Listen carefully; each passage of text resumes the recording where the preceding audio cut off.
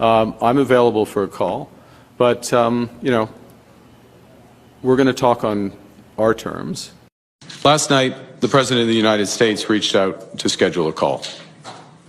I appreciate this opportunity to discuss how we can protect. In a significant diplomatic event, Prime Minister Mark Carney of Canada and U.S. President Donald Trump spoke directly on Thursday, addressing the mounting crisis caused by their escalating trade war. Welcome viewers to my channel. If you're new here, please subscribe, like my video and turn on notifications so you don't miss our next update. The conversation was described by Carney's office as productive and wide-ranging, a carefully chosen phrase that signaled a willingness to engage in a substantive dialogue despite the intense friction. This high-level call was not a spontaneous event, it was the culmination of a series of diplomatic maneuvers. It took place just hours after Canadian Foreign Affairs Minister Anita Anand met with U.S. Secretary of State Marco Rubio in Washington, D.C.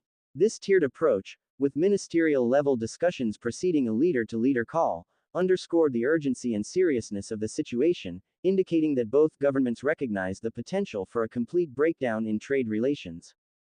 The central theme of their discussion, according to the Prime Minister's office, was the future of the economic partnership. The leaders directly confronted the current trade challenges, including the controversial tariffs that had been imposed, while also exploring opportunities for renewed collaboration. Their conversation was aimed at identifying shared priorities that could form the basis for a new, more stable economic and security relationship. The scope of the call, however, extended beyond bilateral trade. In a crucial show of continued alliance, the two leaders also discussed Russia's ongoing war in Ukraine. They explored how to build on the president's leadership to support long-term peace and security for Ukraine and Europe.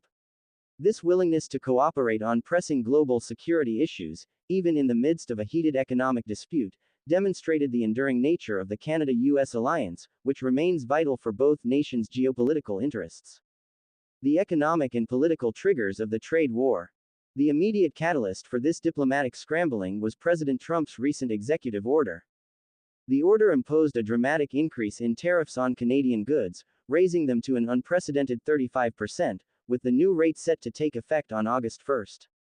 This move created a looming deadline and a sense of urgency for both governments. The White House provided a twofold justification for its action. First, it made a serious and controversial claim that Canada had failed to cooperate in curbing the ongoing flood of fentanyl and other illicit drugs into the United States.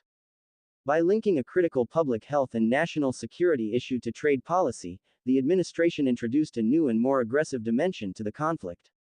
Second, the White House cited Canada's existing retaliatory tariffs on American goods as justification for its own new duties, framing the escalation as a necessary response to perceived Canadian protectionism.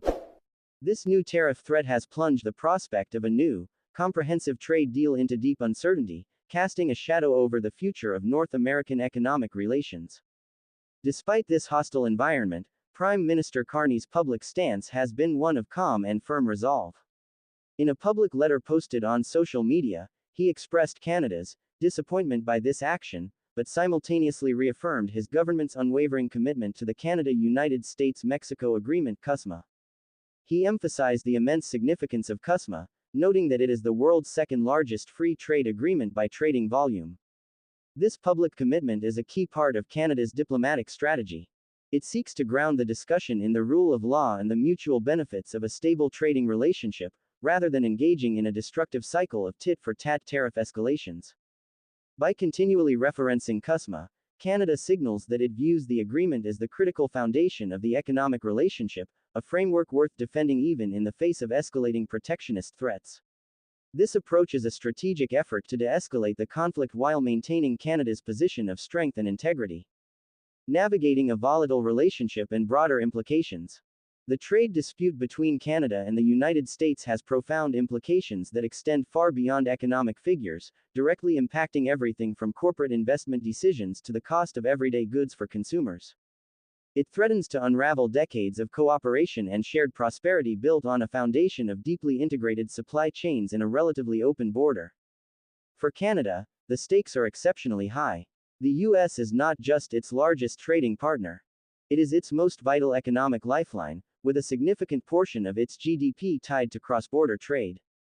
A prolonged trade war could have severe, widespread consequences for the Canadian economy, which has already shown signs of stress, with a recent report indicating a contraction in GDP.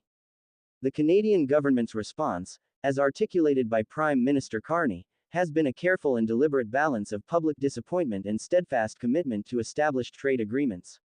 This strategic approach aims to avoid further provocation while firmly signaling that Canada will not be coerced into accepting unilateral and unfair measures.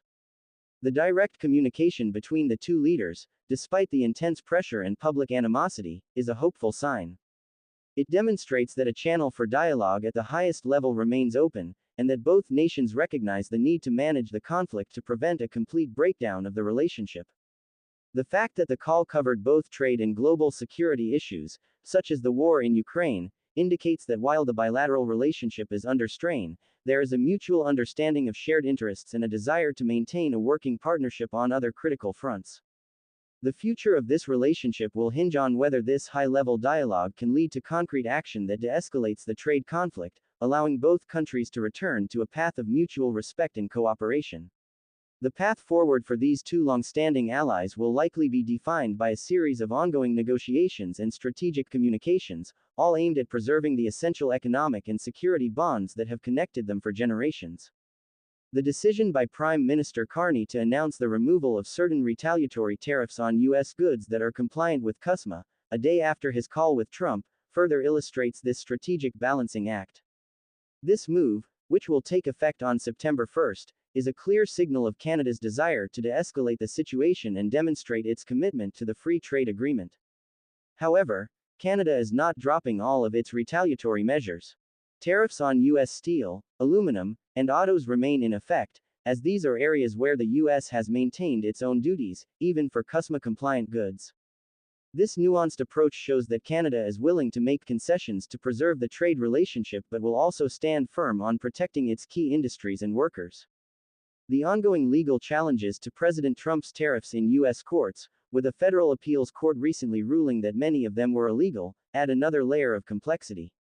While the tariffs remain in effect pending a potential Supreme Court appeal, the ruling provides a legal and political basis for Canada's position and may ultimately lead to a resolution that is more favorable to Canada's interests.